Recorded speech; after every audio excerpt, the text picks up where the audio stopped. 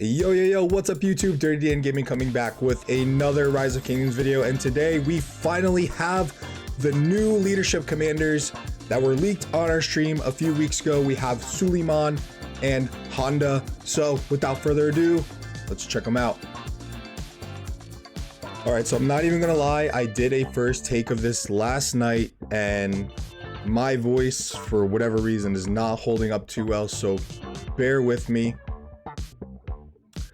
But we do have our new leadership commanders.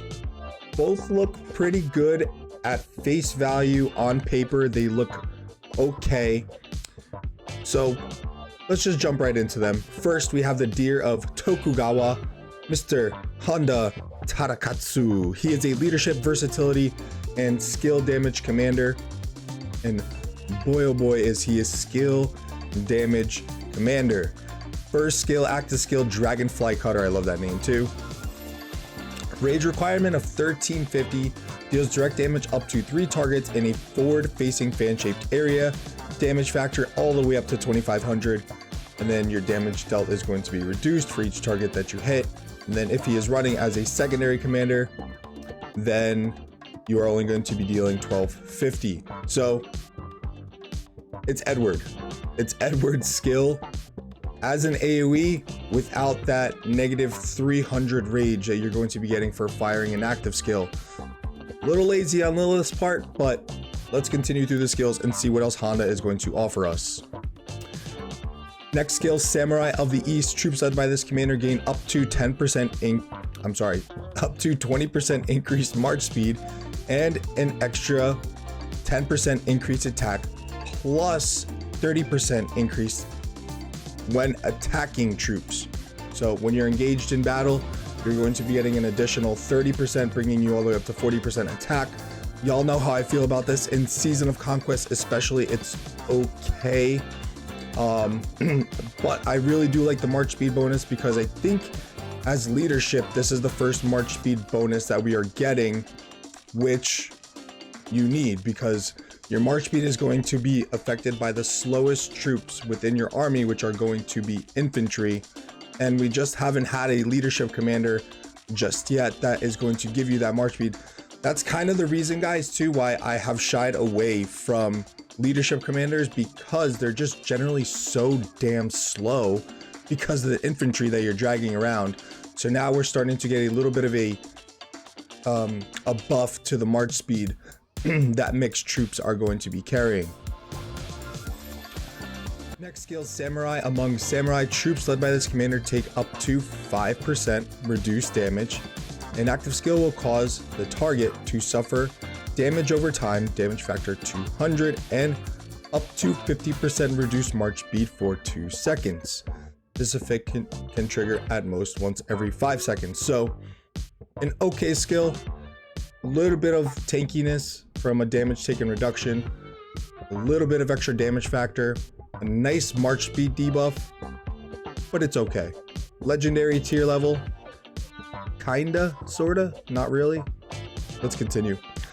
Tokugawa Heavenly King. Last skill before the expertise. Troops led by this commander gain up to 10% increased troop capacity and deal up to 5% skill damage bonus, or a standard 5% with 2 or more different unit types. Increased skill damage per 8% of units lost. The skill damage bonus cannot exceed 60%. So if you are running, say, Honda and Saladin, for example, you will deal at 5%. This is how I'm reading it. If this skill is not max and you're running it with 2 or more different unit types, you're going to get that 5% anyway. Skill's a little confusing to me. However, this is very much like a skill, I'm trying to think off the top of my head, where once troops, like a YSS kind of, where once troops are below 50%, he's going to be getting a damage boost.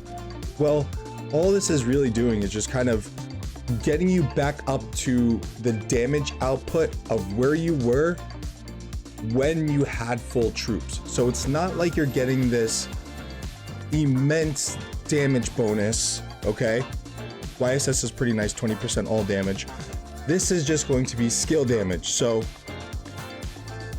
we have to see how it works. That's why I said in the beginning of the video, they look good on paper initially, but these guys are really going to need some testings because we're getting two aspects, one with each commander that we have not seen with a previous commander before. With Honda, this is a skill damage buff that you're getting per a percentage of troops that you're losing. So are you going to be hitting this massive nuke? I don't think so. And I'll tell you this right now, as being a Cav main, high DPS player, I'm going for Hondas in the field. There's no survivability aspect to this commander. He's just pure raw damage. He has a little bit of tankiness from a 5% damage taken reduced, but that's not enough. He's squishy. He is squishy, and he has to be primary, where the leadership tree doesn't offer you too much in that. If you want to skip over here, oh man, CPO. I don't think I have any other. Oh, I do. Oh wait, I do have a leadership skill commander. Durr. I just did this too the other day. So if we wanted to play with a build per se for Honda, this is probably something that I would do. Just because he needs massive amount of rage, I think you have to go for Feral Nature. This is a no-brainer. So this is the only other real tankiness that you're going to be getting in a form of a defense buff, but this is after using a skill. Honda is going to take about 11 turns to get enough rage, and then it's going to proc on the next year. You're talking about probably 12 turns, regardless of how much rage you're accumulating, to proc that skill. And then you have another 12 points. Versatility tree is pretty garbage, so I would probably do something along the lines of this to give me a little bit more troop capacity. And then if you were running with mixed troops, you can do that. And then that's probably something I would do for Honda, which isn't too impressive. You know, the reason why Trajan is so good in the field is just because he's a nasty support commander. And I think leadership commanders kind of play that role. I don't know if we're there quite yet where leaderships are running as primaries as high DPS. Because again, you're not getting any tankiness from these skills. You are getting a little bit actually in form of his expertise, which we have not covered yet, which is the undefeated. Troops led by this commander take 30% reduced damage from normal attacks on the map. This effect can trigger up to 57 times per hour after leaving your city. I don't understand the 57 times. How they came up with that number, beyond me. But you are getting some tanky aspects here. I think I spoke a little bit too soon. 30% reduced damage from normal attacks on the map, which is pretty good, I would have to say, because now you're talking about 30% plus the 5% all damage that you are taking. So you are getting some tanky aspects to him, but again, you're not going to be able to cheap this commander out now. You're going to have to max Honda in order to take advantage of that tankiness, which he most desperately needs. So the question then becomes, is he worth the 700 sculptures that you're going to need to unlock and then max this guy? We'll see. All in all, on paper, he looks pretty good. I would give him, say, like 2 stars out of 5. So I guess he's not pretty good. He's a little below average. But again, that's just face value. We're gonna have to see how he performs with tests. Next commander, the Kanuni Suleiman. He is a leadership, conquering, and attack commander, which we will be able to play with some trees because I believe Scipio is the same way. So we can go in and play with an example tree in the form for Suleiman. Although I think he is going to be a prime candidate to run as a secondary. First skill, the Magnificent Sultan. Rage requirement is 1000, so we're coming back down to earth a little bit. Deals direct damage to the target up to 1300, and when the target has less than 50% rage, decreases their defense by up to 30% defense and health by up to 30% for 2 seconds. It's very ironic, and I mentioned it in my stream when these leaks came out. Very ironic how all of that rage talk started building up, and now we have a commander who has a skill that's conditional to the enemy's rage. So shout out to John Wick, shout out to Dragothien and all the other content creators who pitched in on those rage talks. I just was not going to get involved with that. Just wanted to sit back, eat my popcorn. Whatever those the results came out to as, so be it. But at least we do have a good understanding now, or a better understanding of how rage works. So I just thought it was ironic. This skill though in general is pretty good, a little weak on the damage factor side, but it's being compensated for the fact that he's giving you a pretty nasty debuff to the enemy in the form of health and defense, which are the meta stats in Rise of Kingdoms at the moment. Next skill, Annexation. Troops led by this commander gain up to 15% increased attack and defense. Damage taken from all sources is reduced by 10% outside of Alliance territory. So if you are, say, running a rally with Honda and Suleiman, then you are going to be getting up to 15% damage taken reduced if you are rallying, because you are going to be off territory. And then you're getting some nice defense bonuses with Suleiman, which Honda desperately needs. Next skill, the Siege of Vienna. Attacks have a 10% chance of reducing the normal attack damage of target troops by up to 20% and their skill damage by up to 20% as well for 3 seconds when attacking cities or strongholds. Cooldown is 5 seconds. So if this procs and you have not exceeded this 57 times per hour for leaving your city, which if you're in a rally situation, you have to think if they, and again, they actually didn't tell us how this is triggering. So is it for the first 57 normal attacks that you're taking that 30% reduced damage? We have to find that out.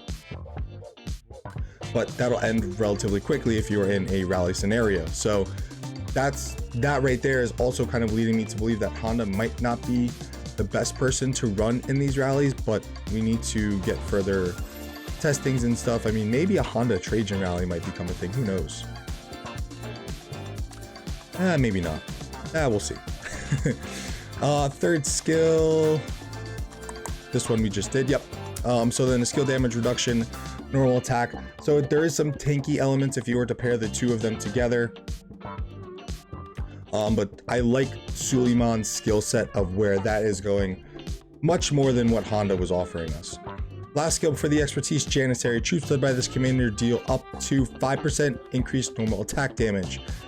If at least 2 different unit types are present, troops also gain up to 50% increased skill damage for 3 seconds upon suffering skill damage. The cooldown is 5 seconds. So this is pretty crazy because you're going to have the ability, again, we're going to kind of refer back to Honda. If you have these guys paired together, you're talking about 50% from Suleiman and then an additional up to 60% from Honda. That's 110% increased skill damage. That is nuts. I can already kind of see right now too, Suleiman Nebu might be pretty interesting because Nebu is giving you a little bit of an anti-swarm and he's giving you that base 15% increased damage, and then there's just so much skill damage that's being poured out of Nebu. So that might be a thing, and then you're getting increased defense as well. So this video is actually running a little long, so maybe we'll try and tie in some commander pairings. This video is getting a little lengthy now, so let's try and speed it up.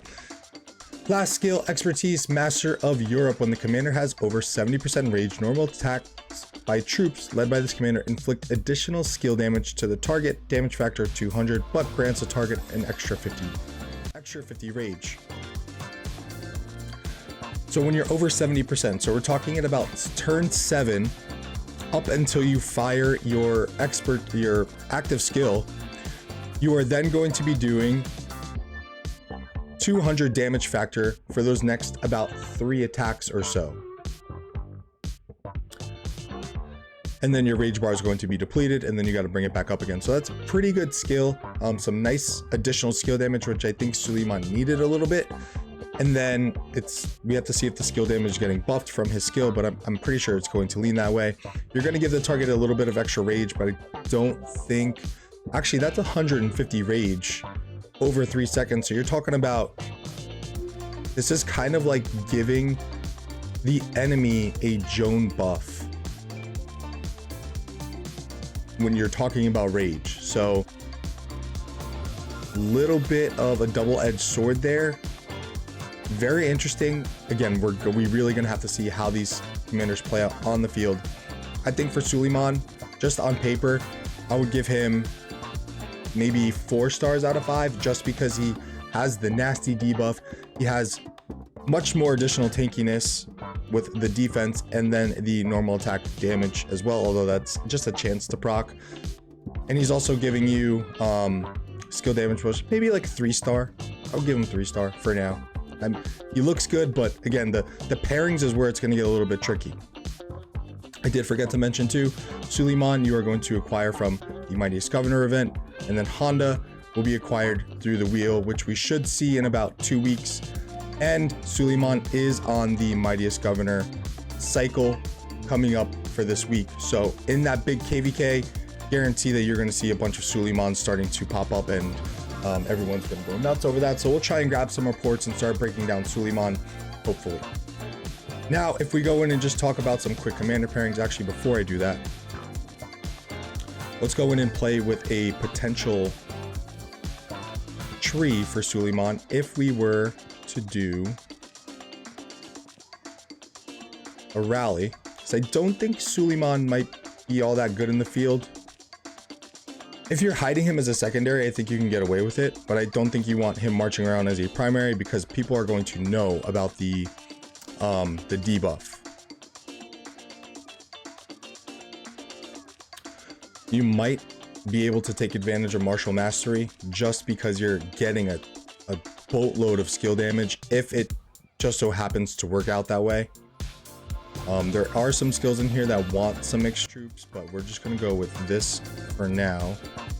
If you were rallying, then you definitely want this, and that'll leave us with 9 points to potentially get over here. You'll get a little bit of reduced damage, but I don't think it's really going to help all that much. That's probably something that I would do for a rally, and then for open field I would probably do something like this. Again, I don't think you're going to want to run Suleiman primary, because again, I'm a cav player, I'm a high DPS. He's got a really sick debuff that you don't want on the field, so that is definitely a target that I am going to look to get off of the field as soon as possible. You could do this if you were pairing him with Trajan. Get your normal attack damage bonus up, and then increase damage over here. Probably actually even flip-flop on my rally build and just go for more damage. Yeah, you could probably cut this out and just go for the all damage instead of the tankiness. I don't know why I did that.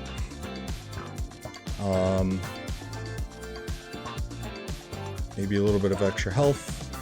Something like that. You got 3 points left, but you guys catch my drift. Some potential commander pairings that I'm thinking off the top of my head. If you are talking about Honda for open field, definitely Trajan is going to be a good combination with him, because Trajan wants mixed troops, and also Trajan is giving you that really nice defense bonus over time.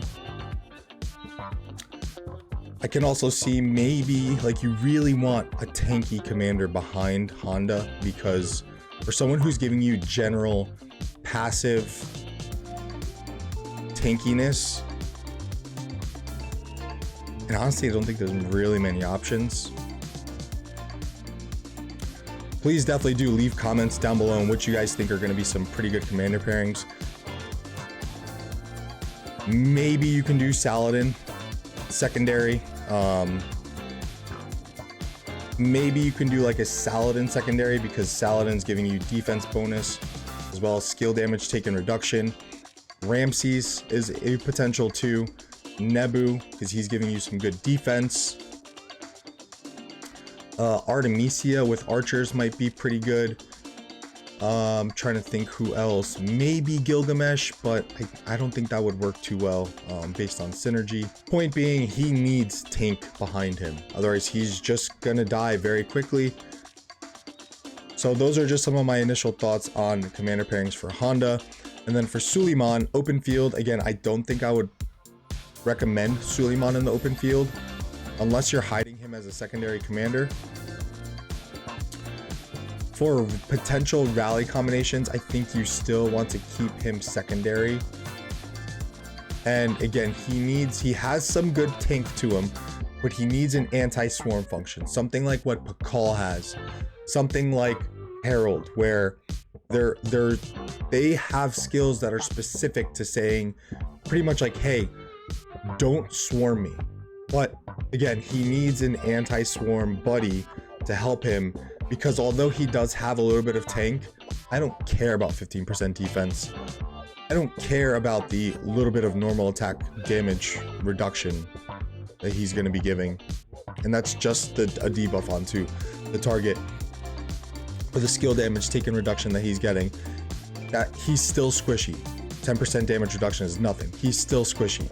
So he needs someone who's going to say, okay, don't swarm me. If you swarm me, then my damage is going to be increasing tenfold. So those are some of my initial thoughts on these commanders. Suleiman is going to give a 3 stars out of 5. Honda, I will give him a 2 out of 5. Are they worth expertising? I don't know. I'm not that big enough of a whale to say that these guys are going to jump off at the page of me, and I'm going to go in and invest into them, unfortunately. So we're gonna have to try and find some peeps who are maxing them, and then we will try and get some tests for you guys, and also some reports from that really cool KVK. So with that, we're gonna wrap up the video. This went a little bit longer than I wanted to, so I do apologize, but always enjoy your guys' support. Always enjoy you guys coming down and checking out the vids. If you enjoyed the content, please consider slapping that like button and subscribing down below. It's all totally free. Let's get that algorithm working for the channel, baby. And stay tuned. I think I might be hopping on stream tomorrow. If not tomorrow, at some point this week. Join the Discord down below to stay tuned for when I do go live. With that, I'm out. Have a good week, guys. Love y'all. Peace.